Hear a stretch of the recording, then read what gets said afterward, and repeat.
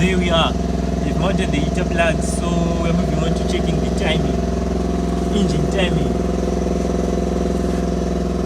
So as you can see, there's the mark there, and it's aligned to this pointer.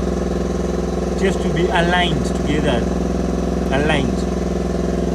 And this is the second one, where the pump is being driven from. This is another mark, and that's the pointer, right there. So as you can see, everything is in mesh. It's lining correctly, and on the main crankshaft, crank pulley, there is a mark there, as you can see right here.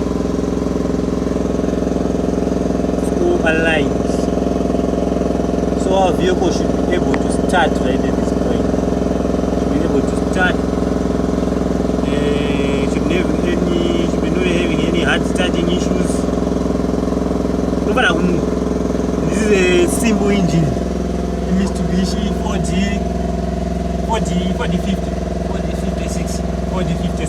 So it's a very simple engine, diesel engine.